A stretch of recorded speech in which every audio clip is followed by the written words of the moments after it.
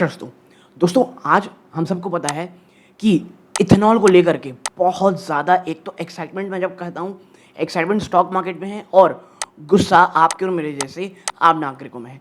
और ऐसे में आज एक ऐसे स्टॉक की चर्चा करने वाले हैं जो इथेनॉल से डायरेक्टली रिलेटेड है। अभी 36 रुपये 90 पैसे में स्टॉक ट्रेड कर रहा है। लास्ट ट्रेडिंग सेशन में ऑलमोस्ट 5% की ये रैली के साथ बंद हुआ है और एक हिस्टोरिकल एक बहुत लंबा कंसोलिडेशन जोन है, वहां से अपने आप को बाहर निकलने की कोशिश कर रहा है। तो इसी एक स्टॉक की चर्चा करने वाला हूं। सब्सक्राइब जरूर कीजिएगा, लाइक जरूर कीजिएगा दोस्तों। ओके, अब चलते हैं डायरेक्ट एक्चुअली में कि सवाल क्या है, आखिर ये कौन सा स्टॉक है और पॉजिटिविटी और नेगेटिविटी इस स्टॉक में क्या है। देखिए, सबसे पहले बात करेंगे प्रोस्पेक्टिव क्या है, शब्द जो होते दिखाई दे रहा है। पहला, रिटेल। हमेशा की तरह ये लोगों को लग रहा है भाई एक चीप पेनी स्टॉक है, ठीक है, और प्राइस एक्शन और मोमेंटम की यहाँ बात हो रही है। बट जब एज ए इंस्टीट्यूशनल व्यू आप देखते हो तो कोर फोकस है इनका जो कॉम्प्लेक्स ग्रेन प्रोक्योरमेंट साइकिल है और कंपनी जैसे जैसे बैकवर्ड इंटीग्रेशन कर रही है। याद रखिएगा, ऑलमोस्ट 25-26 का इसका 52 वीक लो था और अब ये 36 रुपये में ट्रेड कर रहा है। यानी स्टॉक में मजबूती दिख रही है। स्टॉक में जो इथेनॉल को लेकर के एक आप कह सकते हैं पॉजिटिविटी है, वो अब स्टॉक प्राइस में देखने को मिल रही है। और कुछ घंटों पहले स्टॉक ने एक बहुत अच्छी आप कहेंगे पॉजिटिव न्यूज़ आई थी जो हम देखेंगे। ड्राइवर, स्ट्रक्चरल कॉर्पोरेटिव मूव जो मैं आगे भी चर्चा करूंगा क्या है, और एसेट कंसोलिडेशन यहाँ पे बात की जा रही है। फिर आप देखोगे कि एक्चुअल में ट्रिगर क्या था। देखो, सबसे बड़ा कैटलिस्ट आया था 96 आवर्स पहले। क्या? सेवाक्स distillate limited entity status change अभी ऑफिशियली फाइनेंस हो गई है as a 100% wholly owned subsidiary of this company, ठीक है। तो जैसी ये खबर आई, ये बाजार को बहुत बहुत ही ज़्यादा अच्छी लगी। और देखो, शुगर केन को लेकर के तो ठीक है, बट ये जो कॉम्प्लेक्स ग्रेन के थ्रू जो आप इथेनॉल एक्सट्रैक्शन की बात कही जा रही है, उसका जो आप कह सकते हैं चर्चा है उसकी ज़्यादा है और उसके फेवर में लोग ज़्यादा आपको होते दिखाई देंगे। नाउ, जब इतना ही अच्छा स्टॉक में गिरावट हुई थी, बाद में स्टॉक में गिरावट हुई थी भाई साहब, क्योंकि प्लगिंग द मार्जिन लीक। पहले क्या था, स्टॉक ना मार्जिन लीक करता था। कैसे? पार्शियल इंटीग्रेशन था, थर्ड पार्टी मार्जिन थे, यानी पूरी तरह ये खुद के ऊपर निर्भर नहीं थी। कई चीज़ों में थर्ड पार्टी से काम होता था और हम सबको पता है जहाँ भी थर्ड पार्टी आएगी सबसे पहले प्रॉब्लम आएगी कंपनी के मार्जिन में और इफिशियंसी में। बट अब क्या हुआ है, बीसीएल ट्रेजरी क्या है भैया, एब्सोल्यूट कंट्रोल हो चुका है और direct capacity allocation unhampered by third party margin link. यानी अब चीज़ें ठीक हो रही हैं, कुछ बहुत सारी बैकवर्ड इंटीग्रेशन हो रही है। देखो, आप बैकवर्ड इंटीग्रेशन आम भाषा में बस ये समझ सकते हो, सपोज अगर 4 से 5 स्टेप है किसी की पूरी प्रोसेस को बनने का, आपके पास ऑलमोस्ट 2 या ऑलमोस्ट 3 है, तो आप ये कह सकते हो आप बैकवर्डली इंटीग्रेटेड कंपनी है और उसी की ओर बीसीएल आगे बढ़ रहा था। फिर अब जब चीज़ें इतनी अच्छी हैं तो आने वाले समय में वो कौन सी पॉजिटिविटी है जो आपको ध्यान में रखना है, वो है 20%। देखो, इंडिया जिस तरह एग्रेसिव स्ट्रक्चरल 20% इथेनॉल आप कह सकते हो ब्लेंडिंग की ओर आगे बढ़ रहा है और द मोड क्या है, बीसीएल इंडस्ट्री ये सिर्फ एक लौती फुल्ली इंटीग्रेटेड प्लेयर है साउथ एशिया में जिसके पास पूरी तरह से फॉरवर्ड और बैकवर्ड डिस्टिलरी इथेनॉल ऑपरेशंस है। यानी आपको यहाँ पे एक चीज़ समझ में आई होगी कि कंपनी जो है उसमें गिरावट क्यों आई थी, क्योंकि एक समय क्या हुआ था, इथेनॉल को लेकर के जो चर्चा थी वो ऑलमोस्ट ख़त्म हो चुकी थी। लेकिन जब वॉर आई ना, ईरान और यूएस की वॉर हुई, उसके बाद से भारत सरकार को समझ में आ गया है इथेनॉल हमको करना पड़ेगा। और आप तो भाई साहब गडकरी साहब सीधा E100 की भी बात कर रहे हैं। अब देखो, अच्छा है बुरा है, इट्स अप टू यू, लेकिन हम यहाँ चर्चा कर रहे हैं बिजनेस वाइज यहाँ इस कंपनी को किस प्रकार का फायदा हो रहा है। नाउ, अब बात करेंगे द Q4 पैनिक, जहाँ पे अक्सर रिटेल ट्रैप की बात कही जा रही थी।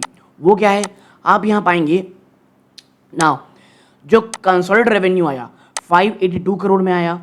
क्वार्टर ना ऑलमोस्ट 20% गिरावट थी, जो पहले 726 करोड़ से भी ऊपर थी वो घट गई। नेट प्रॉफिट वो भाई साहब ऑलमोस्ट 26% ज़्यादा गिरा क्वार्टर। कितना? 26 करोड़ में।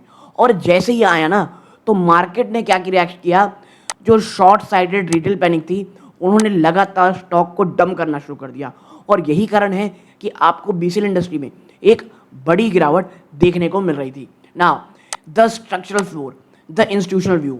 देखो, जब आप ट्रू मैट्रिक की ओर जाते हो ना ईयर ऑन ईयर, तो जो ऑपरेटिंग प्रॉफिट है वो 54.73 करोड़ रहा, यानी 11% ज़्यादा का जम था ईयर ऑन ईयर। और याद रखिएगा, पिछला पूरा साल बिल्कुल भी कहीं से भी अच्छा नहीं रहा है, चाहे आप मार्केट कह लो, चाहे इस कंपनी स्पेसिफिक कह लो, स्टॉक मार्केट रिलेटेड कह लो। तो ऐसे में इस प्रकार के बिजनेस ना मैं कहूँगा पॉजिटिव है। और हाँ, डिस्क्लोजर रूप में बता दूँ, मेरी या मेरी फैमिली मेंबर की इस स्टॉक में कतई इन्वेस्टमेंट नहीं है दोस्तों, ठीक है ना। फिर आप आगे बढ़ते हो, द इंटीग्रेशन आर्मर। आपको समझना पड़ेगा यहाँ पे कि रॉ ग्रेन वोलेटिलिटी, फिर इनपुट इन्फ्लेशन, फिर इनपुट इन्फ्लेशन। देखो, एक छोटी कंपनी के लिए ना सबसे बड़ा प्रॉब्लम क्या होगा, अगर आपका जो रॉ ग्रेन है जिससे आप जिससे चीज़ें निकालोगे, उसी के प्राइस अगर ऊपर नीचे होंगे ना, तो वहाँ पे आप जो आप कह सकते हैं जो आपके मार्जिन है सबसे ज़्यादा प्रॉब्लम आएंगी। फिर आपके मजदूर के दाम हो गए, ट्रांसपोर्टेशन कॉस्ट बहुत ज़्यादा बढ़ेगा, तो ये प्रॉब्लम हो जाएगी। तो उसी के थ्रू अब कंपनी कहाँ तक है, उसके पास खुद की डिस्टिलिंग यूनिट है, एडिबल ऑयल रिफाइनिंग डिवीजन है इनके पास।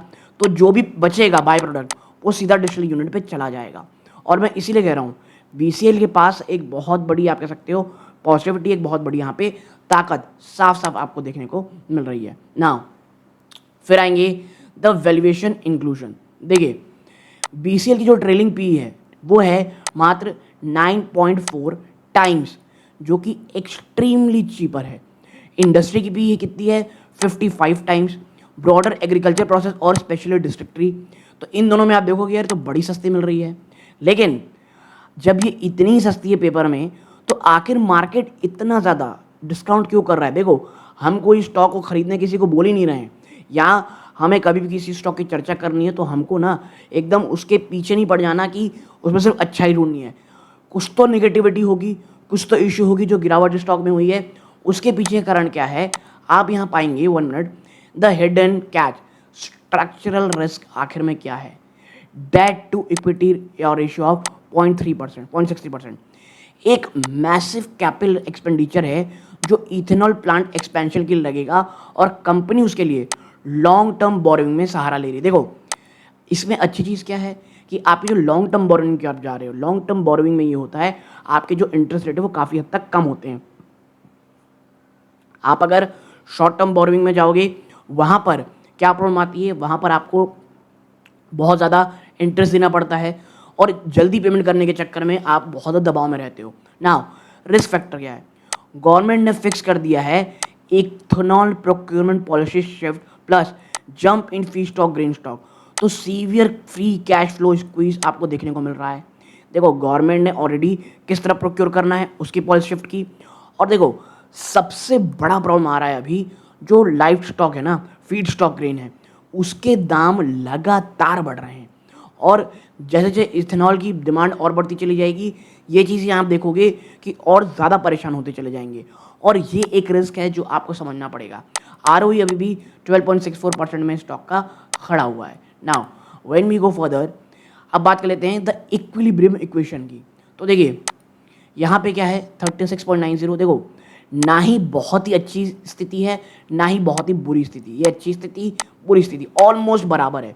क्यों, 100% स्वक्ष इंटीग्रेशन इनका हो चुका है, 20% ब्लेंडिंग मैंडेट है, और एक चीप वैल्यूएशन 9.4 टाइम्स में ट्रेड कर रहा है। यानी एक काफ़ी हद तक मैं कहूँगा एक परफेक्ट बैलेंस वे में है। बट प्रॉब्लम कहाँ है, अभी कर्जे के थोड़े लोड है, ग्रेन की प्राइस ऊपर नीचे बहुत ज़्यादा होती रहती है, गवर्नमेंट पॉलिसी शिफ्ट आपको यहाँ बार बार देखने को मिलेगा।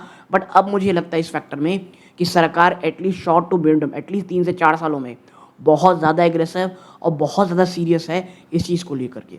तो भाई 36.90 रुपीज़ ना, ये कोई रैंडमली प्राइस नहीं है, ये एग्जैक्ट इक्विलिब्रियम जोन है जहाँ पर मैसिव अपसाइड और मैक्रो स्ट्रक्चर आपके पास है। यानी रिस्क रिवॉर्ड में अभी यहाँ पे एक ये मैं कहूँगा आप कह सकते हैं एक इक्विलिब्रियम पोजीशन में। और अगर आप मुझे पर्सनली पूछोगे, ₹30 ऐसा लेवल है बीसीएल के लिए जहाँ पर रिस्क रिवॉर्ड की तरफ बहुत ज़्यादा हो जाता है, और स्टॉक 40 रुपये को तोड़ पाना इसके लिए बहुत बहुत ज़्यादा टफ होगा, ऐसा मुझे लगता है।